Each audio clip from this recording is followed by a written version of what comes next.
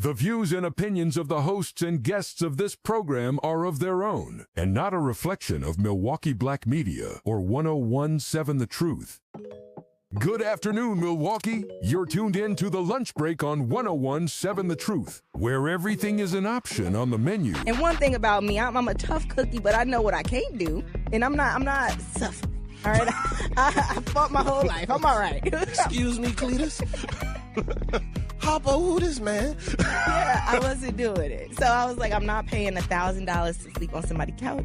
Grab your lunch, hit send on that email, and get ready for the best hour of your day. My way of thinking is that the parents do all they can, but once the kids leave out that door, whatever have you, they make their own decisions. I don't care if you're 9 or 99, it's still your decision about the situations that you get involved yourself in. We talking about taxpaying citizens who look into their taxes. Look into this. We talking about elected officials doing backdoor deals, and somehow she still want to blame immigrants. That's what we talking about right now. We following the money, and you still want to blame black people and immigrants and welfare and all of these things for policies and backdoor deals that put poor people in worse position. Now, live from the American Family Insurance Studio at the 3rd Street Market Hall. Like you said, they want to pad their pockets, but they need a reason to push things through. And I guess the low-hanging fruit is, okay, well, this is a problem, right? Y'all want to fix the problem, and they just hope nobody looks into it like, wait, when did food trucks become an issue? Here are your hosts, Ray Nitty and maybe Shannon.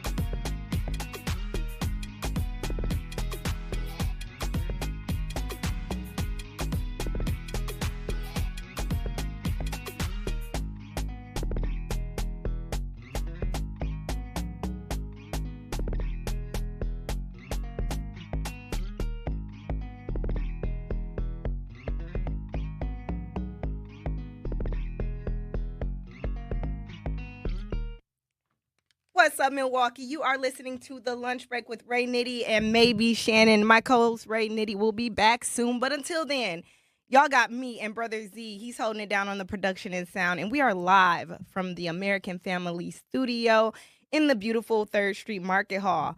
Man, it's nice to be here in person, y'all. Feeling good, feeling good.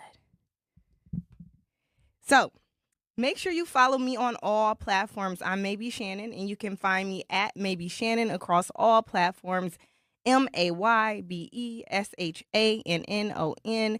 And don't forget to head over to Facebook and join our community over there at The Lunch Break.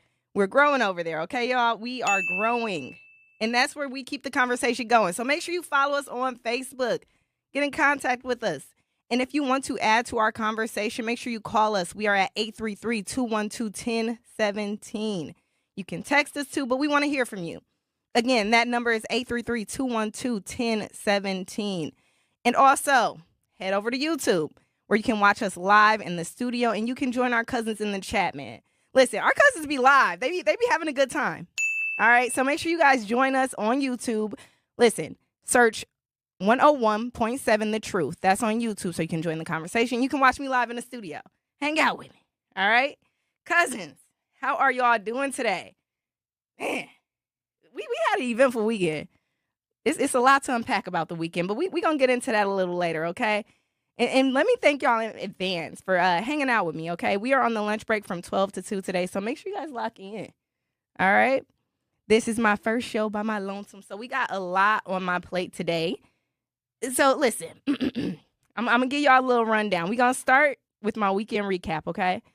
And you know we had Truth Family Fest this weekend as well, right? I also stopped by the Asian street food night market at Veterans Park. I did. It was a good time. It sounds like I missed some other things, but we're going to get into that. We're gonna talk about a good time, okay?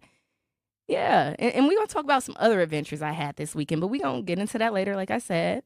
I've got a nice appetizer for y'all as well, right? We're going to talk about what the internet is buzzing about. We're going to talk about Spider-Man.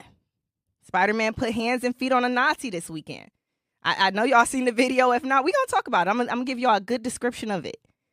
All right. And I also want to get your thoughts. Listen, one of our legendary rappers, basically, he did an interview, right? And it sounds to a lot of people like he told us to stop dwelling on our history. He was supposed to be talking about success and how Black people can build success. And I think he was basically hinting at the way you build success is forget your history. That's what it felt. We gonna play the clip, and I want to hear from you guys. I want y'all to tell me what y'all think about that. All right? Man, we got a lot on our plate. This is gonna be a nice little show here, y'all. It's nice. Ain't no roaches in here or nothing. I ain't never been in the driver's seat. Bruh. Getting real comfortable up here. I'm gonna kick my feet up. Zach, where the water? I got you. Hold on. All right, so let's talk about the weekend, all right?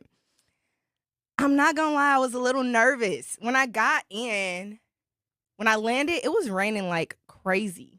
Okay, like it was. You thought you brought the bad weather. I thought I brought the bad weather. I was super nervous. Thank you. I was like, it's going to rain us out of True Family Fest. I thought for sure there was no way. Like, the way it was coming down, I was like, yeah, it's going to rain all weekend. It's over. But True Family Fest was beautiful, y'all. We got to see so many people live and in color. Our cousins from the YouTube chat that hold us down every single day, they showed up. We got a chance to meet some people that make this whole thing possible. It was genuinely a good experience. Brother Z missed it. He was here though. He was very busy in the studio holding it down on production and sound just so we can broadcast live. All right, y'all. And that's what we did. It was actually really, really good. Like, everybody got a chance to talk and like interact with the audience, and that was really dope. I do know you guys got to hear some familiar voices. I know some voices that y'all miss hearing. Kyle, Ben, and more jumped on the mic. We love to see it. You know what I'm saying? That was a good time. And I also met an amazing woman, y'all. Let me tell y'all, okay? Look, I talked about this last time, but listen, I talked about it at True Family Fest when they put me on the mic, okay? I met this woman, and she was talking about she's come to True Family Fest every single year, and she was like, what show do you work on? And I was like, I'm on, you know, the lunch break, 12 to 2. She was like, oh, you that wise young woman. And she told me that I could be the bridge, you know what I'm saying, that reaches our youth if they're willing to listen. You know what? I felt like Dr. King a little bit. I was like, you know what? She had me gassed up. That's why I'm mentioning it again. That's the only reason. Because I was like, you know what? I believe the children are our future. That's what I felt like. You know, I had to give y'all that. But that's how I felt. She really gassed me up. And it was good to see people that are listening, that know what we're doing, and that respect what we're doing. And like I said, like, she was an older woman, so it's easy for the older people to write us off and not really want to hear what we want to say sometimes. Or it's easy to feel that way, right? And, like, to hear that that's not what she was doing, that was awesome. Man. So, special thank you, though. I want to shout out some of our sponsors. It was cool to see them there. We had Educators Credit Union. We had American Family Insurance, Milwaukee Public Schools, Artists Working in Education. Where that board at, Zach? Do you know? The board that we was signing, remember? Vico has it. Vico got it. I want it. I signed it. No, I'm just we got all types of stuff. City of Milwaukee was there. AB Core was there. Ascension, Tap In, MKE.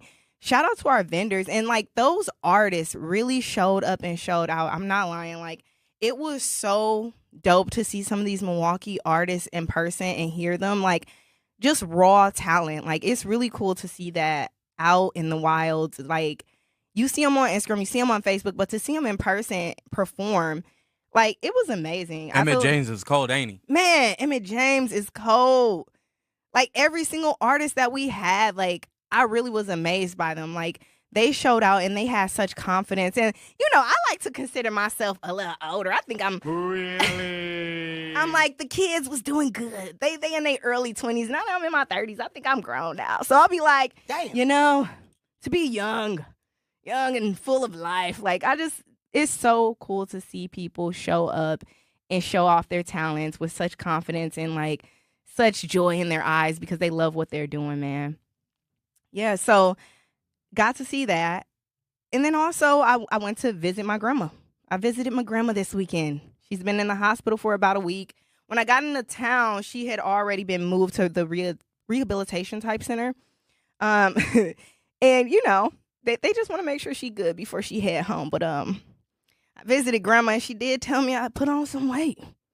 Love you, grandma. She one of those grandmas that don't they don't shy away from that. Love her dearly, but she was like, yeah, you look nice. Your face is full. I was like, oh, put on a few pounds. She said, don't do it no more. What do you mean by that? Yeah, she don't care. She'll tell you what she means. She said, don't gain no more weight. I'm getting big. I was like, all right, that's cool.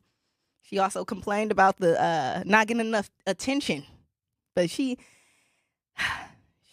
loves attention. She's listen. I ain't gonna say she's a Jehovah's Witness, so she don't believe in this. But she's an August Leo, whether she believes it or not. She wants that attention, and she gonna get it. She gonna get it. But shout out to my Uncle Hal. He's been holding it down. Shout out to my mom. And when we get back, I'm going to talk about a few other things that I got into. I really want to talk about Asian street food night market because I went there too, like I told y'all. And it was a good turnout. It was fun, but I saw some clips on the internet. Was I throwing hands or was they throwing hands? We're going to talk about it when we get back. All right, don't forget, call us at 833-212-1017 if you want to join the conversation. You can also hit us up on YouTube, 101.7 The Truth on YouTube. Join the chat. Join the conversation. You can also text that line, 833-212-1017. We'll be right back after these messages. Don't go anywhere.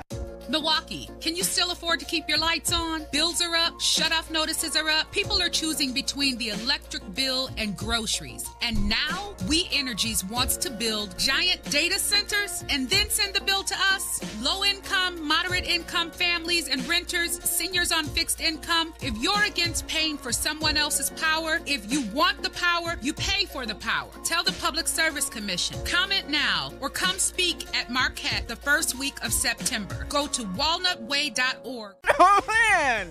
They left me up in here by myself. I almost said a bad word. Look, but I'm on point today. Y'all ain't gonna catch me slipping. Look, Raiden left me in charge. I'm in charge. You in charge. I want to hear you say that. I'm in charge. Say it. I'm in charge. You my partner. I know. Say I'm in charge. I'm in charge. That's how I feel, y'all. But before we get into Asian street food night market, which I told y'all we was going to talk about because I went there. I came, I saw, and I conquered. I seen it. I seen all the things with my eyes. So I want to give y'all my first-hand experience. But before that, I got something on the menu. Zach brought me the menu. And I'm going to tell y'all what's on it. Looking to discover support and support local businesses in our community? Then make sure you tune in every Friday at 8 a.m. to Truth in the Morning with Homer Blow and Bailey Coleman for What the Business Is, powered by We Energies. Each week, you'll hear the local business owners as they share what their business is, where they're located, and one valuable lesson they've learned along the way. We Energies is proud to help power local businesses and communities they serve. Don't miss What the Business Is every Friday at 8 a.m. only on The Truth in the Morning with Homer Blow and Bailey Coleman. Powered by We Energies, delivering the energy that powers local business. Woo! I know that's right. Man, y'all, I'm trying to get in this seat. Look, my legs swinging and stuff. I don't know how to adjust the chair up in here. If y'all see me fidgeting, that's what I'm trying to do. My legs. The handle is on your right. It's all right. I like I'm gonna kick off my sandals. I told y'all I was gonna get real comfy. Look, they falling off anyways because my feet swinging. Look, they only got tall people up in here for real.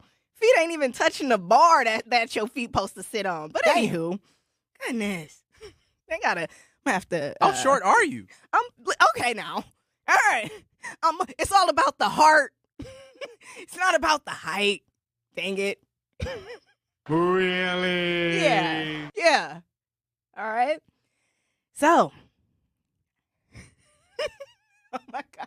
Anywho. I didn't say that on air. Don't worry. With that being said, I went to Asian night market, y'all. I wonder if anybody else went over to the Asian street food night market. Because I headed over there. It was at Veterans Park, right? They had a turnout. Like, Veterans Park, I feel like it felt smaller because it was so packed. Yeah, those lines were longer than locusts, all right? And the prices, okay? Bobby Brown ain't got nothing on them prices. They was high. Okay, so listen, to try to get anything, we gonna kick the story off by explaining to y'all how long these lines were. To get anything, you had to divide and conquer. Like, I had some cousins in one line, some cousins in the other line. We shared what we wanted, and we just waited in these lines. And then for me, I was walking around looking for a shorter line just in case it was somewhere else. Like, it became the point where you don't even care what you're going to get. You're like, whichever line is shortest, that's where I'm going to go. Okay? That's exactly what we were doing at that point. Well, I was like, listen, if I find a shorter line, I'm buying whatever they got. They can sell me Vienna sausages and ramen noodles. I don't care. Damn. All right. But to get anything, that's what you had to do. And you were hoping to find like a shorter line. After all that, I did end up getting like candied fruit, which was like literally like grape strawberry dipped in like sugar. I don't like, it was just Probably like melted Jolly Ranchers. that literally kind of what it was. And it was like $13. I got 5 pieces of small fruit, $13. I felt like I did something good with my life though, because I got it. You know what I mean? It took 15 to 30 minutes, but I got my candied fruit. And then I got Korean corn dogs for the first time. What's the difference? Listen, I personally feel like this is made up. I don't know if they eaten that in Korea. It was literally like the corn outside of a corn dog with mozzarella cheese, and then when you got to the bottom, it was like a little Vienna sausage there. Not gonna lie, that sounds disgusting. It was something, and then it had hot Cheeto chips on the top. That's what I don't know if that's a Korean thing. I feel like this might be a TikTok Korean thing. That's I don't think that's traditional, y'all.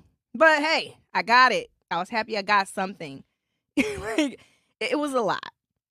So it was so packed. Like, I ended up actually leaving like after we got food because there's not a lot to do. So if you're there looking for like oh, I want to indulge myself in the culture, right?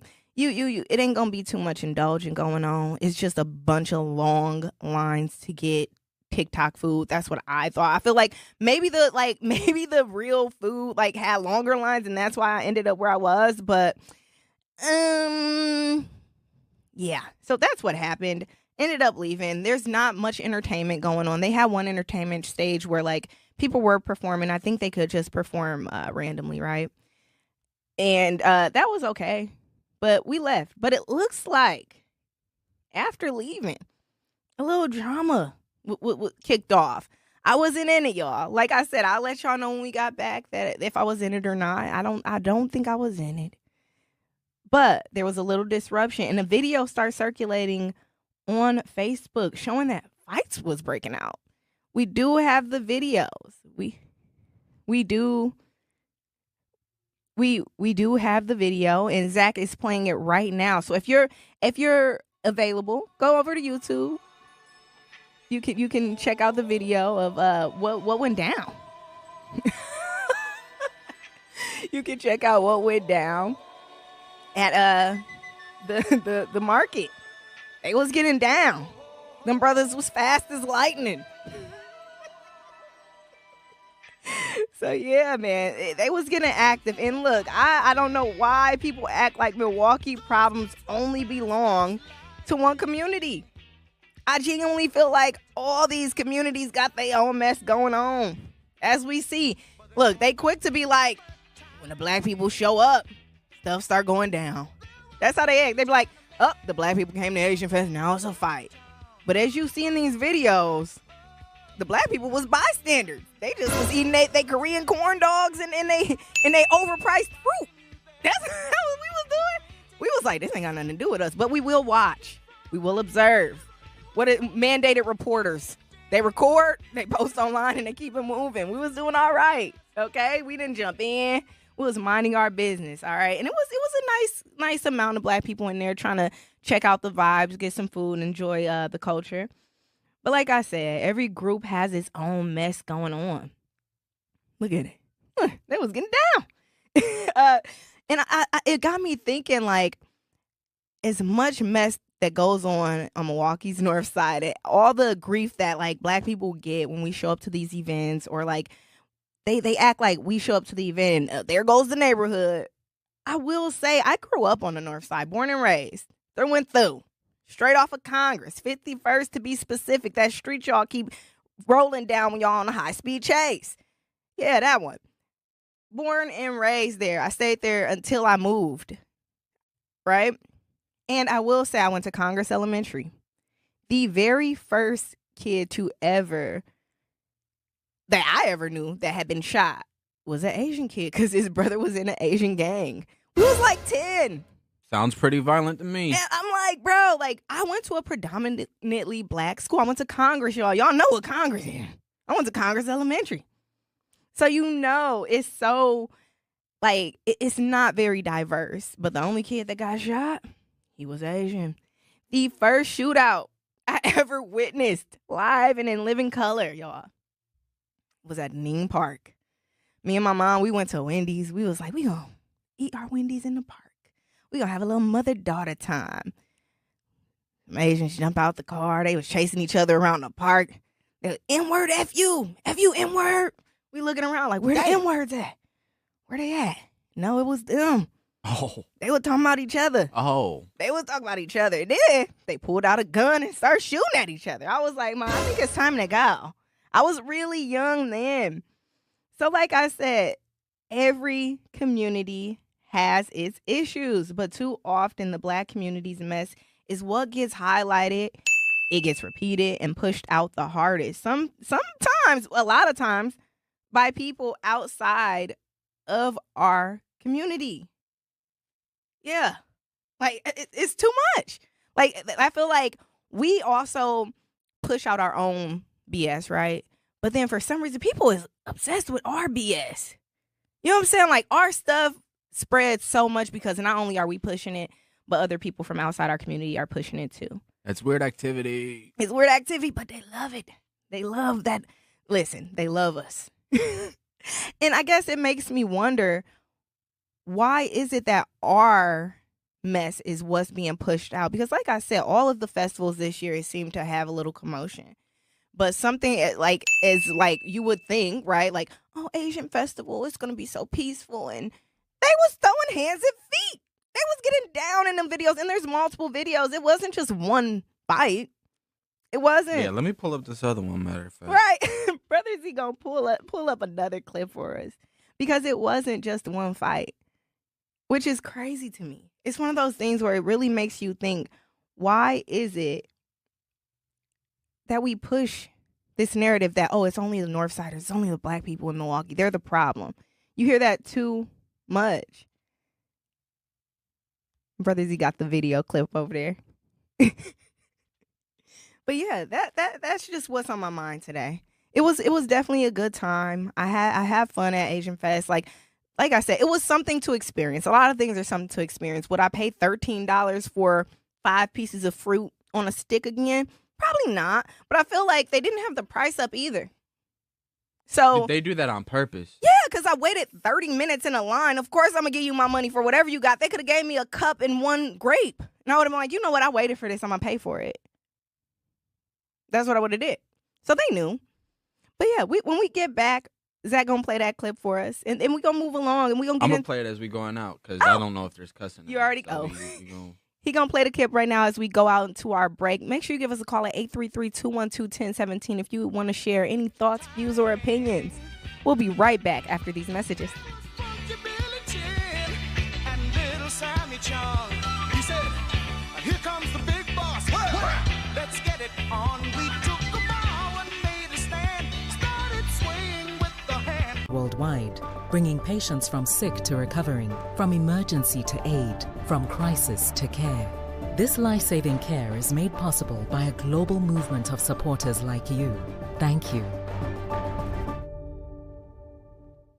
Do that there, Florida, Arkansas. How you do that there? They say, who that? Say they want to do that. I get your buck jumping, hollering about I shoulda knew that. Smoking my herb, fresh off the curb, jelly, Johnny preserve. Nothing but balls in my word. And a Mossberg pistol grip pump on my lap at all times. Whatever, however, cause young fools still dying. Hollering about, say what? You can play, but say what? Man, we are back. You guys are listening to The Lunch Break with Ray, Nitty, and maybe Shannon. It's only maybe Shannon today, but y'all gonna be okay. Y'all in good hands. We got Brother Z holding it down with the production and the sound. All right. So even though Ray is missed, we got this. All right. Listen, let's kick it to the chat before we get back into my weekend story and head into another conversation. Y'all see why we was talking about playing that what we played. Y'all see. Bruh. Long-term storytelling is what that's called. Long-term storytelling. I like that, brothers. Yeah, I like that. So let's kick into the chat. We got Dr. Robert Bico Baker. Shannon, what's up? What's up? We got Liquid. I thought Shannon was from Baltimore. Why would I be from Baltimore? What? I ain't never been to Baltimore. What? Do I look like I'm from Baltimore? I'm from Milwaukee's north side. I don't play like that. Anyways, Liquid energy. You hear me? I almost start playing with my fingers up in here again. Brother Z said, put them hands down. Can't do that on the radio. So I don't do it no more. But anywho, one of one said, Miss Shannon, fine every day. OMG. Thank you. I try. Thank you. Liquid also said, you want the Korean experience, pay the tax. What, we paying tariffs? I have 5 pieces of fruit. It wasn't even like a mango and an apple, like a full piece of fruit. I'm talking one grape, a singular grape, a singular strawberry, 5 stacked on a stick, candy coated. And I paid $13 for that. That ain't no tax. That's highway robbery is what they call it. Yeah. That's robbery. And they didn't have the price up. Blank stare. Blink, blink. I'm just staring at the screen. I was like, I guess I gotta pay. I waited for 30 minutes for this. Jeez. Anywho, RC said, OMG. Not really a city girl. What's up? I'm holding it down. Solo dolo. Shout out to Rado. I know that's right. But let's get back into my weekend story, y'all. And how it ties into the next thing I want to talk about, right? So after a long day, after Asian Fest, they was holding it down over there, knocking each other upside the head. By then I was gone and I was back in Brookfield. And I decided I wanted a little drinky drink, right? I wasn't looking for a party. I was just looking for a cute little sip, something calm, right? And this is Brookfield, mind y'all, right? I don't play in them people territory too often. That's where the flock cameras be. That's where the flock cameras at, and that's where the Tom Tiffany signs is at too. And I'm gonna tell y'all why I knew that. Because I was like, let me find a small local bar. That's all I wanted. I was like, I'm going to go to a small, bar off somewhere, right? So the closest small bar I could find, the parking lot was real dark. It was like 2 cars in there. I was like, okay. Then I was like driving around because I like to drive around before I park some places just to make sure I'm safe. They was riddled with Tom Tiffany signs. And I was like, I could go in because I'm just here for a drink. I'm not here to make no friends. No way. I don't care what y'all got going on. But then I was like, I got my Truth shirt on because Truth Family Fest was that morning. I got the Truth band that said Black Talk Media and all that. And I was like, all right, they don't take kindly to that around there. So I was like, I'm not going to go in there. Maybe not tonight. That could be a conversation starter. So I took my black tail over to Bar Louie. That's where I went. And it was more populated, of course. It was pretty packed at the bar. There's more cameras, more light in the parking lot. So if I go missing, they can't say, oh, she went missing from the bar. She might have hung herself like everybody else been doing. That's what I think when I see stuff like that. So I just did not go. And I went to Bar Louie where we gonna have eyes on me. I gotta be you gotta be smarter. Work smarter, not harder. So I went to Bar Louie, and you know what? Like I said, it was more popular. And then sure enough, I ended up meeting people, and like I said, what I had on was a conversation starter. It was 2 Jamaicans sitting next to me at the bar. And I had my Truth wristband on. And obviously they were, oh, Black Talk, what's that all about? And we start talking about it because they told me that they were pretty new to America. And one of them started talking about kind of how Americans have these stereotypes and prejudgments, right? And he was like, I hope our conversation shows you, we're not like how they make us seem and blah, blah, blah. And, of course, that turned into a whole conversation about relationships and misunderstanding and, how African-Americans and Black people from other parts of the world view each other. Because, personally, for me, I know what I think. What I know. A lot of them Black. I know Black. I know African-American. They don't want to be African-American. They don't like us. They be African, Jamaican, Puerto Rican. Oh, but they love saying that N-word. They love the N-word. They love it. But if you profile them as black African American, I know black. They be mad. They don't want to be like, they be like, No, papi. No, papi. No, so black. No, so black. I had an African friend. She was like, why do y'all like Henny so much? I'll be like, I got the Henny. I was like, what? Excuse me? They don't like, I think they have this misunderstanding about us because American media. They're watching what American media is putting out, and they have these prejudgments about us, and in turn, it's just a big misunderstanding. And like while talking to him, he did bring up like, I guess I don't know much about African American history. I don't know like why it is the way it is. I don't know why y'all like be so mad about XYZ. And I'm just like, you know me, I'm a yapper. I'm gonna run it down a little bit. I'm gonna pull up some TikToks for you. I'm gonna be like, this is the rundown. That's why we do what we do. And that's perfect because later on, I see a clip of Master P. And we're going to talk about him. And what bothered me mostly about this clip is what I got from it, what I felt from it was that he was saying, forget our history. And it's so important not to do that. And we're going to talk more about that, but I'm going to ask Zach to play the clip for y'all. And y'all tell me what y'all got from this clip. Let me know how y'all feeling. You don't have to be the smartest person in the world. You don't have to be a rocket scientist. You just got to have integrity and do good business. And these doors will open up for you. Building great relationships. And I think that's the biggest thing for me, trying to get that negative mindset out of our culture, because they still going back to, oh man, slavery, they did us this. And I'm like, you still harping on that, man. I never harped on that because I can't change the past, but I can change the future. And I think you got to get used to us being successful. And I think a lot of us, we block our own blessings because we don't think that we could do it because we're looking at a color. So, I mean, Muhammad Ali was a guy that, and I loved like his story because he didn't care about that. He just wanted to be around good people, but he did represent for the culture. Right. And I want more African-American owned tennis shoe companies. I don't want this just to be me. I want so many different product brands owned by us, but making it for everybody. Because think about it, when other cultures make products, they don't make it for them, they make it for everybody. And so I want that mindset of our people. If I could change that, that's the way we're going to bridge the wealth gap. So, in a recent interview, Master P talked about closing the racial wealth gap. He encouraged Black Americans to focus on building business, creating ownership, and changing the future. That's pretty much what he was saying. But there was backlash, and like I said, Master P said he doesn't believe Black people should keep going back to slavery and harping on slavery, and he argued that we can't change the past, but we can change the future. And that's where some people say, hold on now, including myself. I was like, all right, hold on now. All right.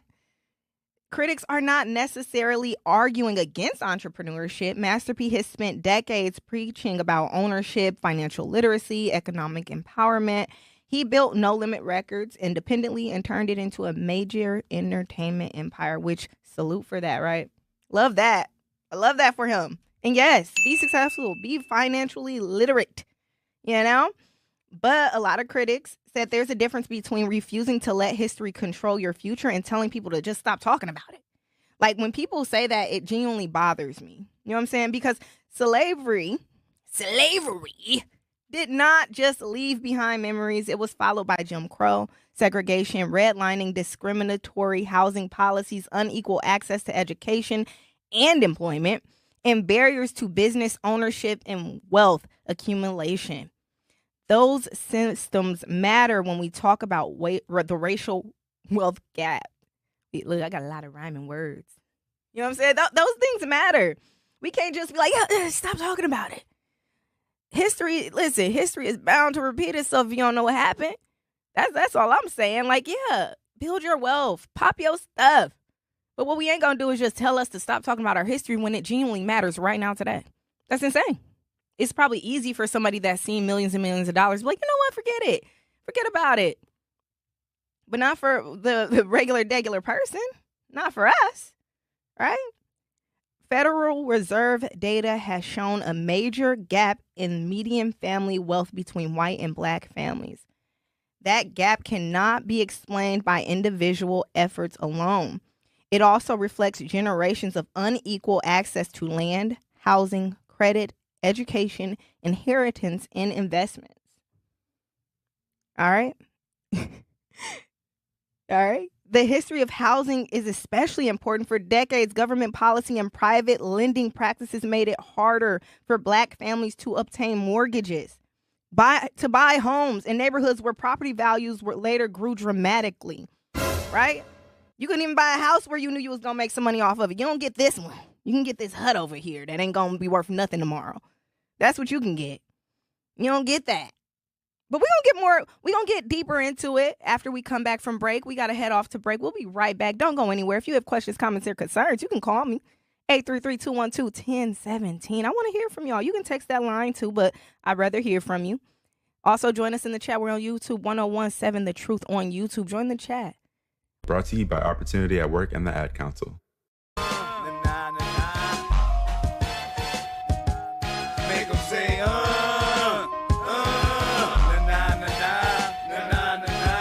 I'm the colonel of the golden platinum tank. Y'all have the big things, we have the big bang. Third wall hustlers, soldiers in combat. My time and dealers and wheelers with true tech. Never gave a damn about no bras or no winches. And fools come up short. Yeah, y'all hear me? Hey, I could separate the artist from the BS. But I'm going to call him. Wait, what'd he do? That was him. Talking about what he do. Zach, don't play with me. I was going to start from the top. Play that clip one more time, please. Oh, wait, what'd he do? Yeah, so we are talking about Master P in his latest interview where he described that he feels like to build wealth, we need to stop harping on the past. We need to get over it. You know what I mean? We need to basically look forward and not look backward. Don't get distracted by what was happening in the history and slavery did this and da-da-da. Don't talk about it. Just get to work. That's what it sounds like to me. And I'm asking y'all what it sounds like to y'all. Right? And then I'm also giving y'all a little history lesson. We talking about why it's important that we don't forget our history and why we are where we are today. All right. We're going to kick it to the chat real quick. We have Dr. Robert Biko Baker, cook Shannon. Let her cook. Yeah, I'm cooking. All right. We also got Marty Gray. He built no limit off drug money. And that's interesting to, I don't know. I wasn't peddling no drugs. You know what I mean? But what I can say is it's easy to say just continue on. When you build something off drug money, you don't need to ask for a loan. You got the money. You don't got to ask nobody. You can just, go under the mattress. You ain't got to get a line of credit. You know what I'm saying? You don't need to move into a better neighborhood to be successful. Your neighborhood is where you thriving off that drug money. If that is the case, I haven't looked too deeply into that, so I don't know what he built no limit off of. But if so, I guess I could see why he could be like, you know what? Don't think about all that slavery stuff, because I guess them dumping crack into our communities, he built his money off of that. But that's a whole nother subject. Here I go. My bad. But Barr said, okay, Marty, but the country was built off of slavery. And that puts us back where we was going, all right? That part. Period. So, like I was saying before, the history of housing is especially important. For decades, government policy and private lending practices made it harder for Black families to obtain mortgages and buy homes in neighborhoods where property values later grew dramatically. And home ownership is one of the biggest ways American families have historically built and passed down wealth. All right? Black communities also built successful business districts, and sometimes those communities were attacked. Tulsa Greenwood District, known as Black Wall Street, was destroyed by a white mob in 1921. That never got back to where it was. We had an interview on here talking about it. How it could never be at its greatness, how it could never get back to where it was because they did what they did. And it was so effective, right? When we did try to mind our business and build our own, they said, we don't like that. Burn it down. Somebody get a pitchfork. Somebody get a tiki torch. That's what they said. They probably ain't literally said, but I think that's what they said. I think that's how I envision those conversations going. Somebody else said they need a white sheet too. They said, get a white sheet, get a tiki torch, and we gonna go to work. That's what happened. We wasn't in their communities messing with their stuff. We wasn't like, you know what, we gonna take over what they got. We gonna integrate. We gonna get in we want what's theirs. We tried to build what was ours. And they got their tiki torches, they got their little hoods, and they got active. And they tore us apart. So back to what I was saying. Tulsa's Greenwood District, known as Black Wall Street, was destroyed by a white mob in 1921. Rosewood, Florida was destroyed in racial violence in 1923. So when people say just build wealth, some Black Americans respond, build with what access, what protection, and what starting point? Mind you, when we talked about what happened in Tulsa, I think the only people that got arrested were the Black people that was trying to defend themselves. Yeah, so what protection? We're going to build it, burn it down, and we're going to be like, we got to protect ourselves, and we're going to go to jail. See, I was going to get into that Carmelo Anthony stuff again, because, see what happened when you protect yourself. Anyways, moving onward. And then there's the comparison people make to Germany's response to the Holocaust. I feel like that's not even talked about enough, right? I don't think that's talked about enough. So Germany did not build its modern identity by pretending the Holocaust never happened. The country developed systems of education, memorialization, legal accountability, and compensation for their survivors, right? Germany's process by far was not perfect, right? It was not perfect. But the accountability did not happen overnight. The remembrance became part of a national culture rather than something survivors were simply told to get over. As when you talk African Americans, we're told to get over it. It was long ago. My grandmother was born in the 30s. She's still kicking. She just told me I was fat the other day. I told y'all that. Damn. She is still alive and well. So she was born in an era where it was still very slave-like. And you telling me to get over it, we're still feeling the effects to this day. All right? Anywho, now we compare that with the United States. Somebody said the 30s stop line. My grandmother is 90-something years old. That beautiful lady, that beautiful chocolate drop that called me fat the other day. Yes, she's in her 90s. Very alive and very well. She been giving them people HE double hockey sticks up in there. They said she don't press the call button. She just hello. But that's me going off on a tangent. I'm talking about something else. We can talk about my grandma later on. But yeah, now compare that with the United States. Slavery ended in 1865, but the federal government never created a national reparation program for the descendants of enslaved people. Congress has passed separate resolutions apologizing for slavery and Jim Crow, but the country has never reached a full national consensus on repair or restitution. Crazy, because I think the Asians got stuff. Man, like everybody but the blacks. Everybody. They tell us shut up and dribble. Shut up and influence. Go do something else. They don't want to hear that. They sick of us. But they want to remember everything else. Like, why did they deserve it, but we don't? Like, I don't get it. Because I feel like, I personally feel like they are still reaping the benefits of what we went through. And if they acknowledge that what we did was wrong, they feel like it'll be a segue into us being like, okay, well, you owe us. That's what I think. I heard a while ago, right, that there are white families that have documents that could potentially like place us with our other families because people were separated and sold and all those things that they have in their attics that show who was sold to, so we can be back with our families or kind of put pieces of our history together, because a lot of black people don't know anything past their grandma. So we can't do no ancestry. We can't do no ancestry. We can't do no like, oh, well, this is my family slogan. This is great-great-grandpa. We don't know that, right? So I do feel like a part of it is them being afraid that we will want what's ours, or we will want stake in what they family have, right? And like I said, Germany did something different, and that distinction matters because an apology is not the same thing as repair. The effects of those policies are still measurable. Enslaved people were denied wages and property. Formerly enslaved people received little meaningful land after emancipation. Black families were later excluded from many programs and practices that helped white families purchase homes and build assets.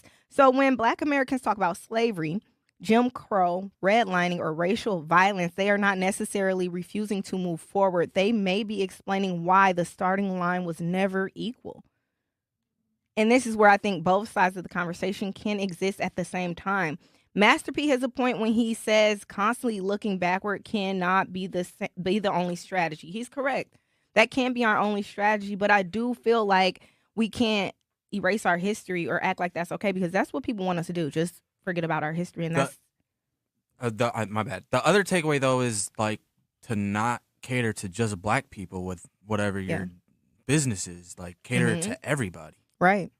So Black communities need businesses, property, investments, intellectual property, political power, and institutions that can pass assets to the next generation. But his critics have a point too, and we'll get into that after these messages. We're going to be right back. You are listening to The Truth 101.7. You're listening to the lunch break with maybe Shannon and Ray Nitty. I'm only here today. We're going to kick it to the chat real quick before we head out to break. We have RC Creations. America was built on a lot of things too, even drugs. Who that? Talking about who that? Run up on me, you get your beat blue black. Going get nerve, I'm off the curb, push mountains of herb. You niggas already heard the bro bird. Keep a pump on his lap at all times. Wherever, however, cause young me, they trying. See him and be like, huh? What? Huh?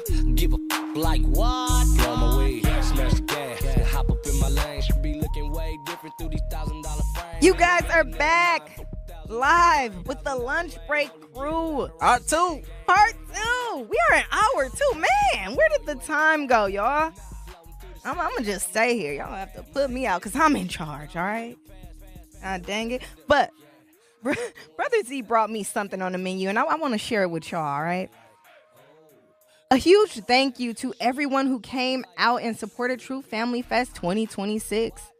Special thanks to educators, credit union, American Family Insurance, Milwaukee Public Schools, artists working in education, City of Milwaukee, DCWS, AB Core, Ascension, and Tap In MKE. Thank you for helping us make this event possible, and to our vendors, volunteer, listeners, and families for showing up and supporting our community.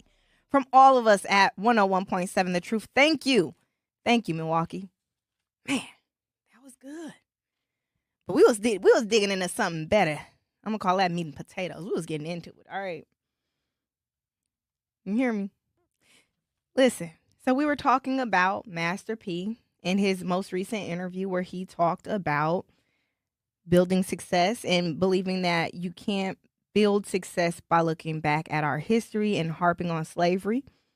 We talked about how Germany handled the Holocaust versus how America handled slavery. We talked about why history matters, right?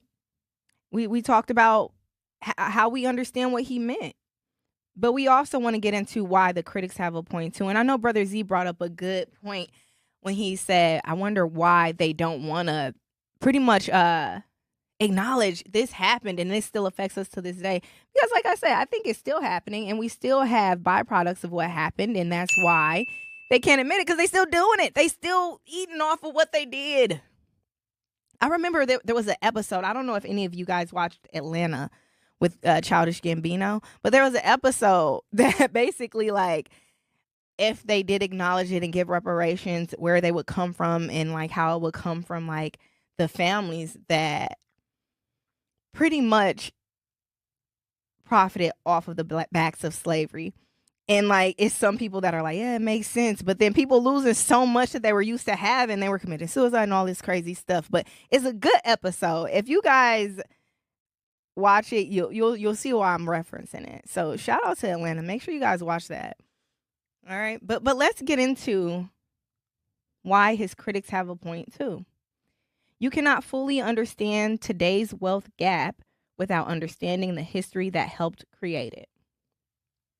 Remembering slavery does not automatically mean having a victim mentality. Demanding accountability does not mean refusing to work.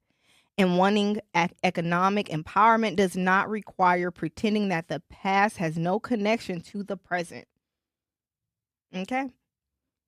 Maybe the better conversation isn't history versus entrepreneurship. Maybe it's history and entrepreneurship, right?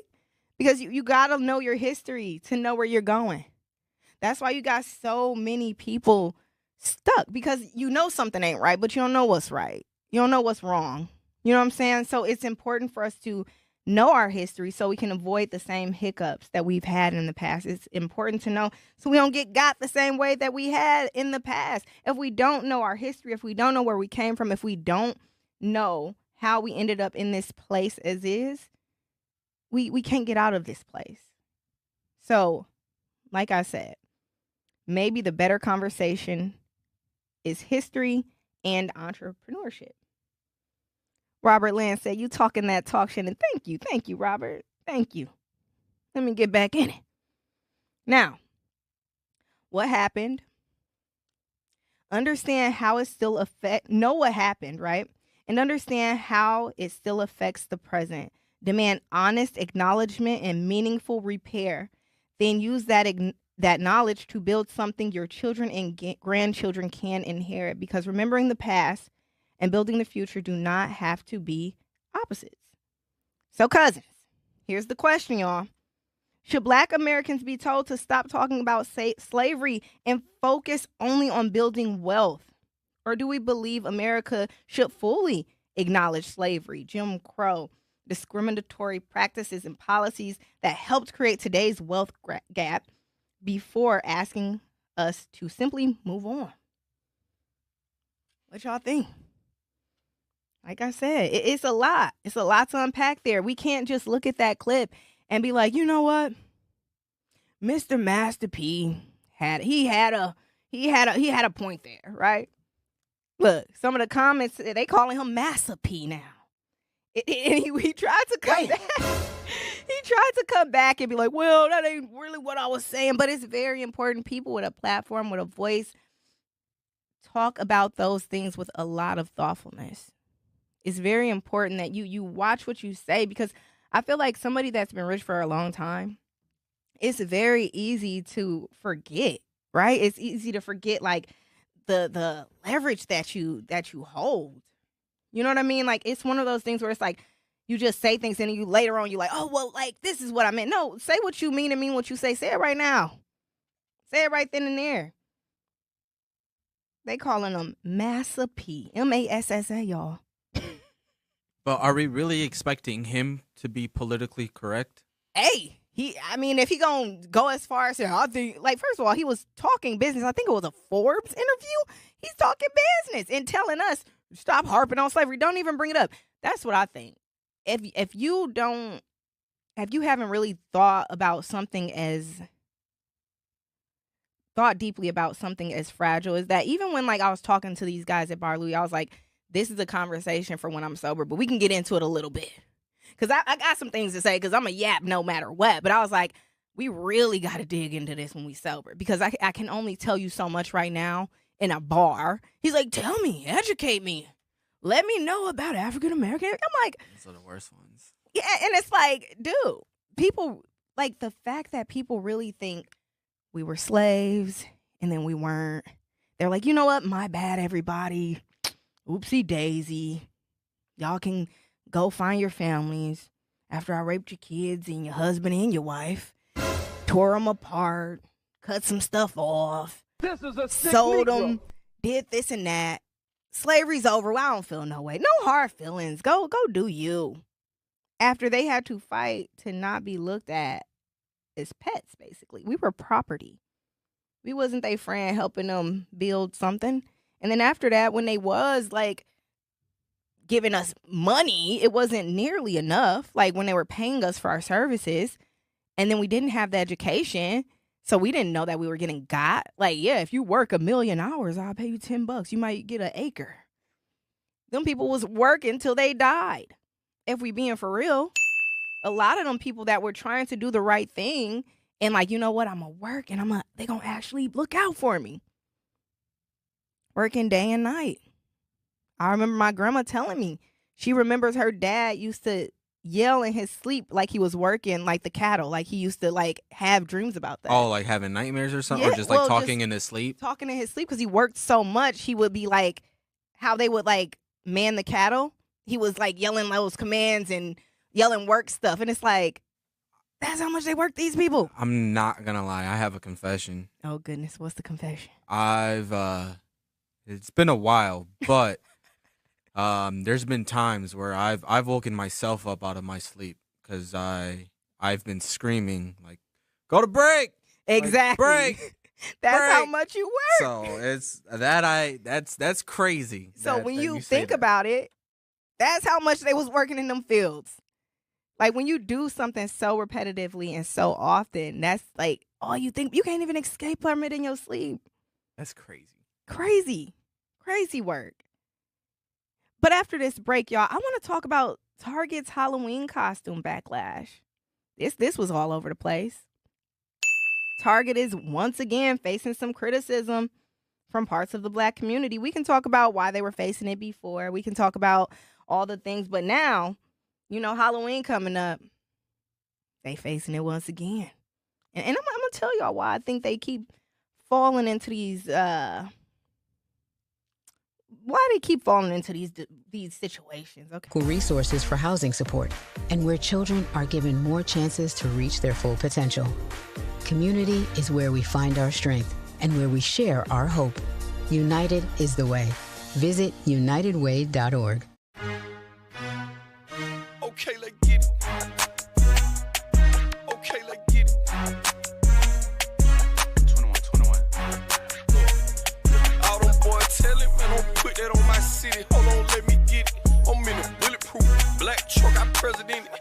This for them girls shaking out, doing hair in kitchens. I need a 10p lemon pepper, Magic City. What the fuck going? I got a pocket full of money. Who the back, fuck baby. going?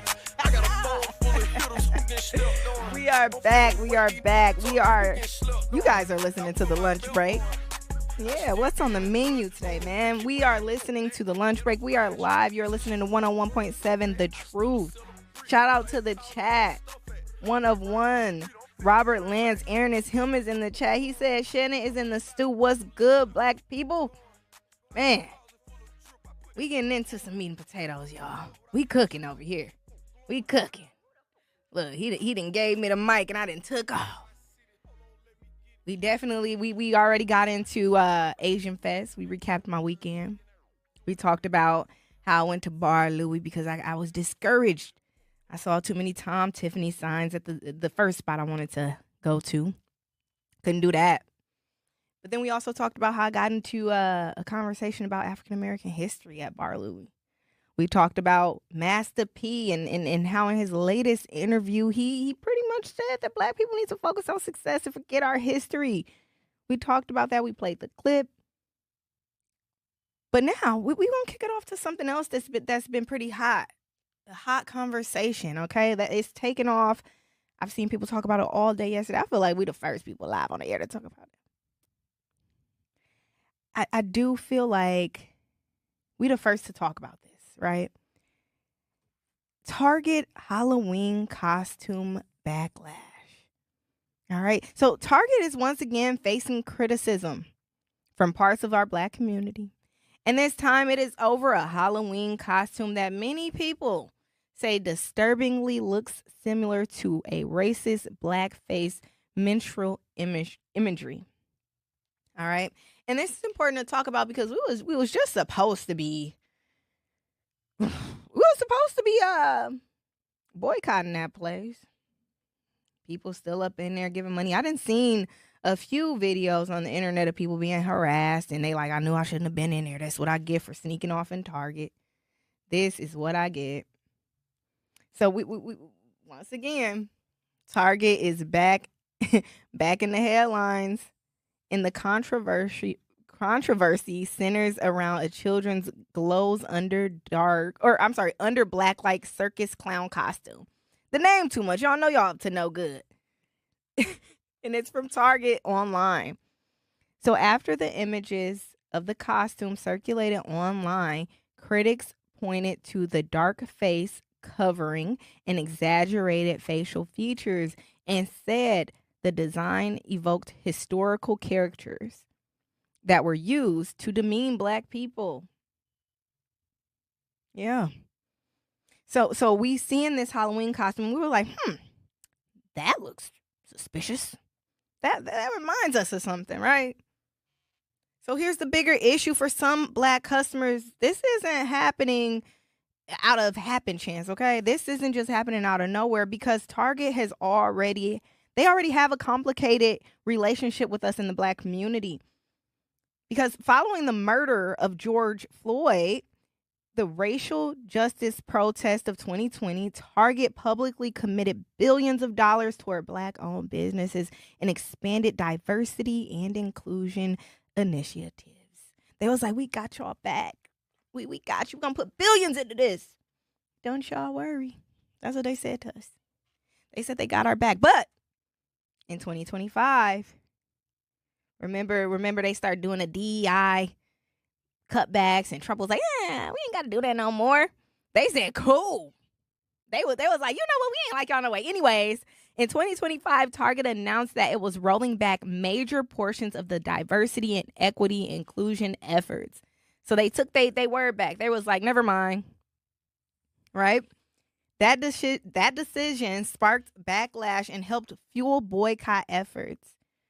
And other activists stood on business. They was like, nah, we ain't doing that.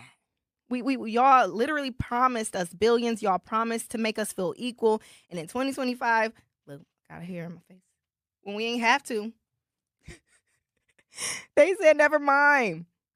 But not every black business owner supported that boycott because some black-owned brands rallied on Target for access to millions of shoppers. They rely on Target for access to millions of shoppers. So there has never been one single black community position on the company, but that history is why this Halloween costume controversy is hitting different. Yeah, so I want this video to play. I'm showing the image right here. Well, Brother Z is showing us the image of what people kind of think this looks like. The posing and everything, right? That's what they had on their website. It's insane. The kid is posed just like the caricature.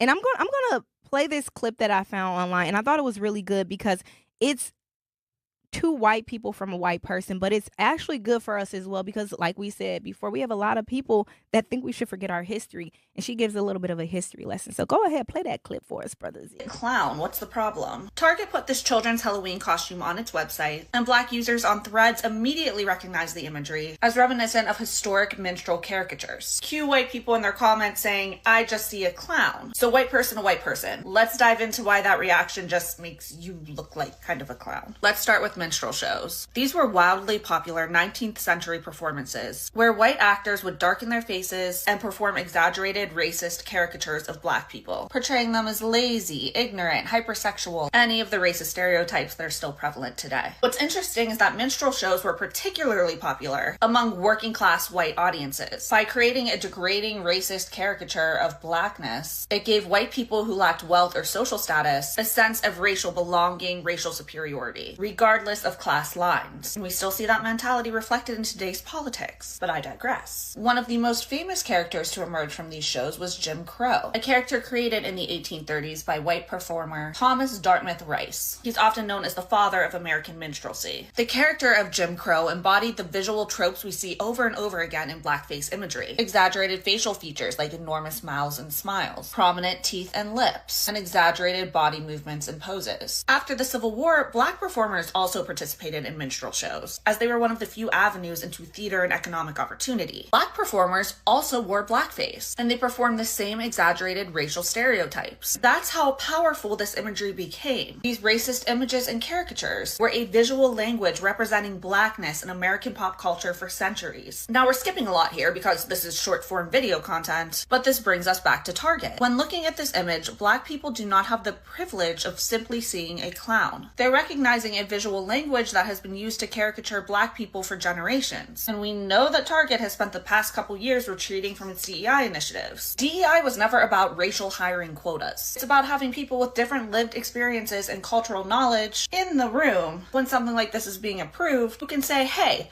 I'm not just seeing a clown here. This is why DEI is important. This is why knowing American history is important. Because learning about racism, Jim Crow, minstrelsy, white supremacy, and the way those ideas shaped American culture doesn't mean you hate America. It means you understand America. I just see a clown. What's the problem? Man, my vanilla sister was cooking, wasn't she? So, like I said, and this rolled perfectly after Master P saying what he said, because it is so important that we know the history. I know some black people that will see that as well and just like, I just see a clown. What are you talking about? The exaggerated mouth, the exaggerated teeth, the black boy's pose. It really hits a spot. Those who know. Man, those who know. And like I said, that history is why this Halloween costume controversy is hitting differently. Because of that history and because of Target's history, rolling back, stepping back. They walked that back, that DEI stuff that they was talking about. They said, never mind. And in my opinion, this happened because of that. If there were more black people in the room to say, hey, I don't think this look right. I don't know about that, y'all. Y'all better get it together. They probably wouldn't have fallen victim to, yet again, more backlash. Because somebody would have been able to tell them what the history is. Somebody would have been able to tell them something is not right here. So they go through all these processes before a costume hits the shelf. They don't just go on AliExpress and grab some costumes and throw them up on their website. This is Target we're talking about. There's processes. Everything is strategically thought through. The posing, the models, the look, everything. So please do not think that there aren't a room full of people going over what is going to be posted on Target's website. You can't just get up on there and just post what you want to. You can't just sell what you want to. Aaron is him said they do this every year. Some Bojangling costume. Babar said, so the sewing department in the factory didn't know this was wrong. The sewing department probably ain't got much to do with it, Babar. They probably just get a design and they get the sewing. They not in the rooms before they start sewing. There's somebody that drew this up. There's somebody that talked about how much it would be. There's somebody that talked about the design. There's somebody that talked about the model. There's somebody that came up with this. Somebody saw a picture and was like, you know what, we should go off of this and then reassemble it this way and do this way. This image touched so many people before it got to the consumer.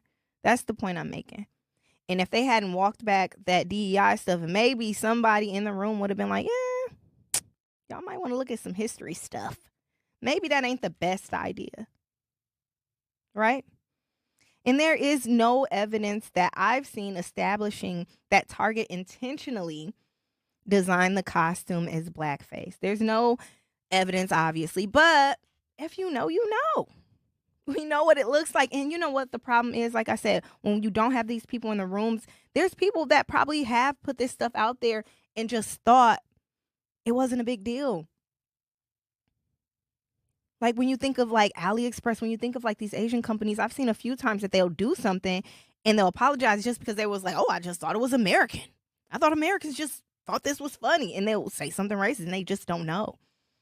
But they don't know because they don't know African Americans and they don't know anybody that can put them on game. So maybe it came out and it was an oopsie dent. But if they had us in the rooms, somebody would have told them something, right?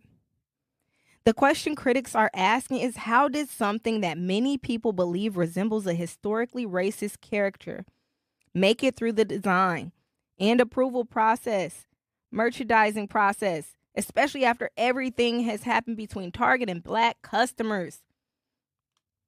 So, Target may be dealing with more than a Halloween costume controversy. It may be dealing with a trust problem. Let me know in the comments what y'all think. Is it simply a bad costume that slipped through the cracks, or does it say something bigger about how Target understands and listens to the community that it serves?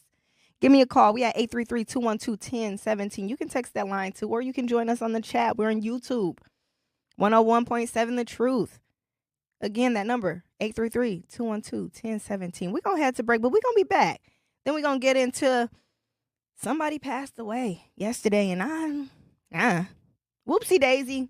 Kind of like how the costume passed through the cracks. That's how I feel about the death. But we're going to talk about it when we get back. Don't go anywhere. Don't go anywhere. At you. We got here, so we go to the club. What's that on that beat? R.I.P. we just killed the club.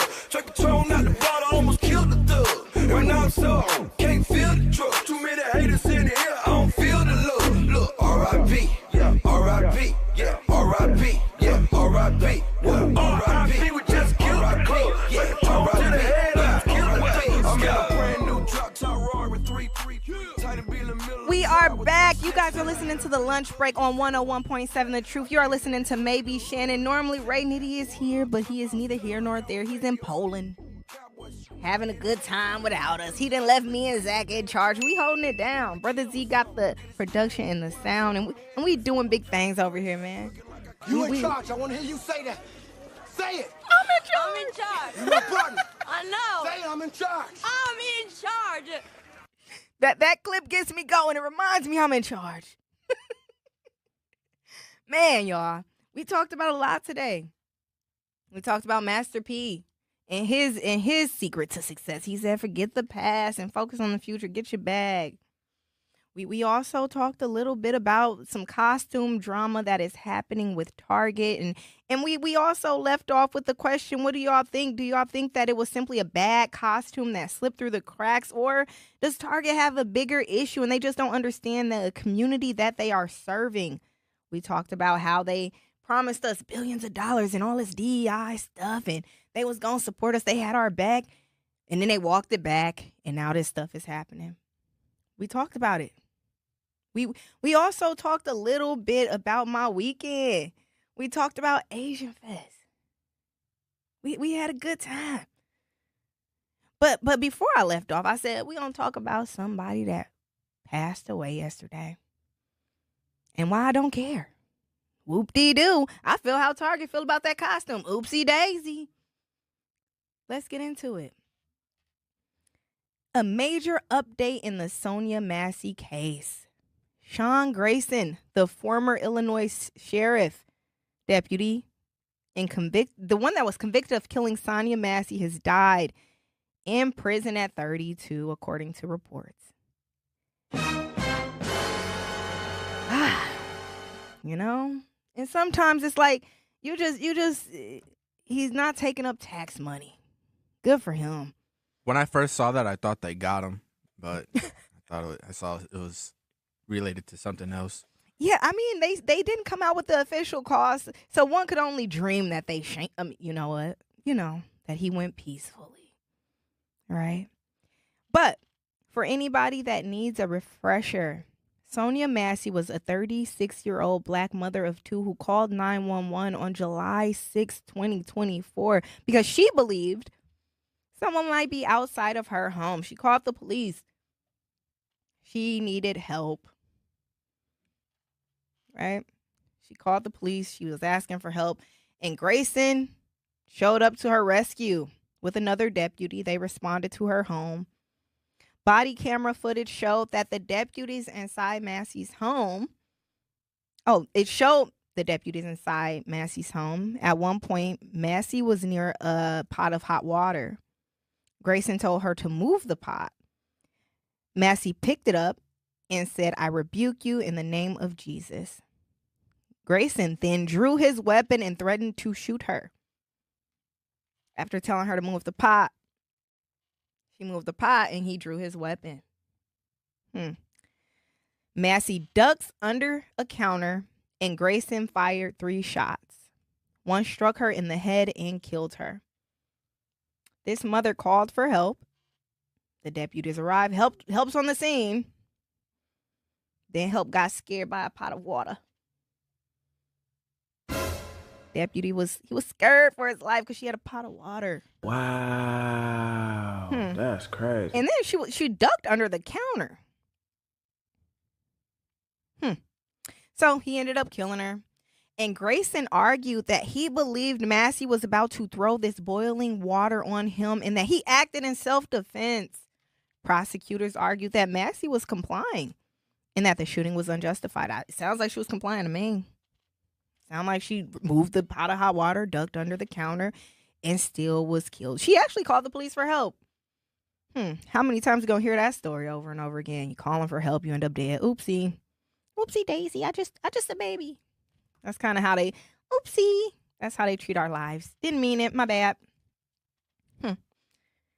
So, Grayson was originally charged with first-degree murder in October 2025. A jury found him guilty of second-degree murder.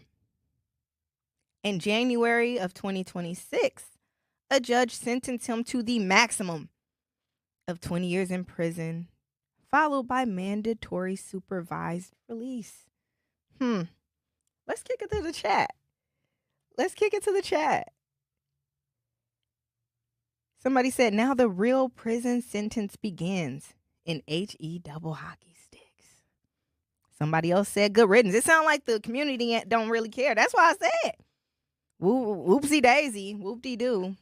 Back to what we doing. I saw some of the comments online. They said, we smoking on that Grayson pack. Anyways, y'all want something from the gas station. I don't think people mourn him, but I do think it's important to remember her. That's why I'm telling the story. Right? So he was sentenced to the maximum of 20 years in prison, followed by mandatory supervised release. But his health later became a part of the story. Grayson had colon cancer, and his attorney said it spread to his liver and his lungs. Oh, poor baby. Right? Yeah. It happens to the best of us. Get over it. Right? Get over it like we got to get over our history. He'll be all right. Well, probably not now. But anywho, he sought early medical release from prison, but the Illinois Prisoner Review Board rejected that request on July 31st, 2026. My thing is, he ain't suffered. You know what? I ain't gonna say it. He ain't suffered long enough. He was in there for 2-3 years before he was like, you know what? I can't be here. I'm dying, y'all. Let me free. Yeah. I'm pretty sure she wanted to live a little longer too. So, he sought early medical release from prison. Now, reports say Grayson has died while incarcerated. His attorney confirmed the death. His exact cause of death had not been publicly confirmed because he just passed away last night. Although his advanced cancer had been widely reported. And now I know a lot of people are going to have strong feelings about this update because of what happened to Sonia Massey. Whatever your reaction is, her name should stay at the center of this story. I think this is a day of remembrance for Sonia Massey. That's what I think we should do it as. Day of remembrance. She called for help. She called 911 for help, and she lost her life after law enforcement entered her home. So, rest in peace to Sonia Massey. And Sean Grayson, whoop-de-doo. I don't know. Hate to be you. Whoop-de-doo, hate to be you. That rhymes. Hey, they said in the chat, good luck in the lower room. The lower room. Y'all know they say the upper room, but RC Creation says, so this guy was on meds while working a job like that. You know what's interesting about him working a job like that, right? While I was doing my digging, my researching and whatnot, he shouldn't have been working a job like that. Not only was he medicated, but he was fired from multiple places because of bad behavior. I think that's more of a question mark than the medicine. That's what I think. He should have never been there. I think he was discharged from the military. He had a long history of not needing to be working with people. And then got the nerve to, and when he submitted his appeal, if I'm not mistaken, homeboy, he still wouldn't admit that he killed this woman. In his appeal, I think that he mentioned that he was defending himself. He still wouldn't accept that you weren't defending yourself. You killed this woman. Right? One said, shaking my head, the signs were there. They were. Grown Soul said, I hope she was right there to press the elevator button going down. I know that's right. Hey, he was like, where we going? We going down. You ain't going to the upper room. You going down below. Down below. That's what you doing. So, next on the news, now that we told Sonya Massey's story and we mentioned that dude died, or whatever, Spider-Man versus the far-right demonstrators, y'all. Oh, I've been waiting to get into this. Have y'all seen there's a clip going around. It's been on the news. Spider-Man jumped into action this weekend. There was some protests going on, and Spider-Man wasn't having that. He put hands and feet on a Nazi. All right. So, this is probably the wildest things that you're going to hear about today. A man dressed up as Spider-Man showed up during a far-right demonstration in downtown Minneapolis. And instead of standing on the sidelines, he ended up throwing some punches. He was getting it in. The confrontation happened during a rally led by far-right activist Jake Lang. Protesters also showed up and tensions escalated. The video from the scene quickly went viral. Before we get to the Spider-Man moment, though, I think it's important that we talk about why events like this attract so much attention, y'all. Right? And we're going to get into this after the break, all right? Because I think it's important to give this a little more time to bake. You know what I'm saying? We're going to get back into it. We're going to let it bake a little bit, but we're going to get into it. Why Spider-Man was throwing punches and why things like this attract so much attention. And I have a question for y'all out there, and I definitely need to hear from y'all. We on the lunch break, 101.7 The Truth, live in the studio. If you want to join the conversation, go over to our YouTube. Join the chat. The chat is chatting. Make sure you watch me live in studio. I'm holding it down, and we got Brother Z on the production and sound. We're going to get back into this after we come back from break. Don't go anywhere, y'all. Don't go anywhere. Milwaukee, have you ever lost power in a bad storm and then opened up a bill that was somehow higher than... Does whatever a spider can, spins a web any size, catches thieves just like flies. Look out, here comes the Spider-Man. We are back, y'all. Y'all rocking with the kid, all right? All right. Yeah, y'all letting me cook today. Y'all letting me get in the driver's seat, nice and comfy, feet swinging, talking my stuff. I like it in this seat. It's comfy. Man, you guys are back listening to the lunch break on 101.7 The Truth. We are live in the 3rd Street Marketplace. The beautiful 3rd Street Marketplace. It's buzzing out there. People stopping in the window, waving. But that's neither here nor there, man. We was just talking about Sonya Massey. Rest in peace to Sonya Massey. And then her killer passed away in jail as he should. Wasting our time breathing. Taking my good air up. In Illinois tax dollars. But anywho, he dead. Rest in peace, Sonya Massey. Respectfully. But After that, we got into Spider-Man versus the far-right demonstrators in Minneapolis. Am I pronouncing that right? Minneapolis. I always feel awkward saying that word. So, quick recap. A confrontation happened during a rally led by far-right activist Jake Lang. Counter-protesters also showed up and tensions escalated. The video from the scene quickly went viral. And like I said, before we can get into the Spider-Man moment, we got to talk about why events like this attract so much attention. All right. Extremist organizations often rely on a spectacle. A small group can arrive carrying signs and symbols, and then counter-protesters show up, people that ain't playing that. Then you got the police showing up. They creating barriers. Cameras start rolling. And suddenly, an event involving a relatively small number of people can reach millions and millions of people online. Brother Z is playing that video as we talk. If you're not on YouTube, head over to YouTube. Check us out. We got the video so you can see the sights and sounds. You can really get the visuals on what we talking about. All right, and you can join the chat and talk to us. So, that raises a real question, though. Are counter-protesters sometimes giving extremist groups exactly what they want, though, by showing up? On the other hand, should communities simply ignore these neo-Nazis and white supremacists when they show up in public? For many people, that feels impossible and unacceptable, right? Because I don't know how I handle seeing that, or somebody being in Milwaukee. It's a lot. It's a lot to unpack there. And I guess the harder question is how to respond when these things are happening in your community. Should the communities ignore these groups and deny them the attention that they are seeking? Look, I got tongue-tied, y'all. Or should people counter-protest peacefully with signs, chants, and organized resistance? Or should people be willing to get active? Should people get in the streets? Should people throw hands and feet? Because that's what brings us to Spider-Man's footage. A video circulating online shows a person in a full Spider-Man suit climbing onto a vehicle and physically confronting people involved in that demonstrating. Yes, the visual is exactly surreal as it sounds.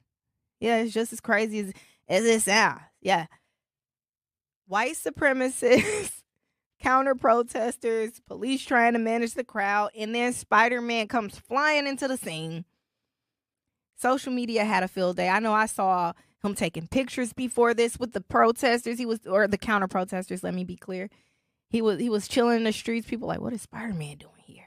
And then I see the video of him flying on the back of the truck and getting active. He said, listen, I ain't your friendly Spider-Man. I got hands and feet for this. He wasn't playing. And he kept his costume on the full time. Then I saw him getting arrested. I was kind of sad about that. They should let him go at it. But anywho, some people are calling him a hero and others joked that Peter Parker should be proud. But here's where we have to separate that viral moment from the legal reality. Someone can oppose white supremacy and still face those legal consequences for assault and other unlawful conduct. The First Amendment, it does protect deeply offensive speech, but it does not automatically protect violence, y'all. So even though we're proud of him for getting active, we got to think our boy might be in jail. And at the same time, self-defense or defense of others matter legally depending on exactly what happened and who initiated the confrontation and whether someone was in immediate danger. The short viral clip may not show the entire encounter, but all those things matter. And beneath those jokes is a serious question about how communities should respond to extremist organizations. Do we think denying them attention works, or are we allowed to oppose? Does peaceful protest send the strongest message? Or does humor make extremists look less powerful? Because that was funny seeing Spider-Man down there and then he got active. So we got humor, we got physical confrontation, which makes for a good viral moment. But do we think that's the right way to go, guys? Cousins, I want to hear from y'all. If a neo-Nazi group throws up in your city, what's the best response? What do we think? Do we peacefully protest? Do we mock them? Do we throw hands and feet? Because Spider-Man got active. He did it all. He mocked them. He used humor. He had his costume. He went in. Love that formula. Man. But listen, I'm personally, I think more people should get active. I do. I hate to be that person, but I also do understand the part where it's like, just ignore them and they'll go away like a little kid. Because that is what they want. They want people to show up. Like sometimes it's these small organizations, right? They show up and they're like, okay, we gonna get out here and we gonna get people pissed off and they gonna start fighting with us and then we gonna get all the cameras. That they rely on the attention to keep growing. So I do understand why people say just ignore them. I do.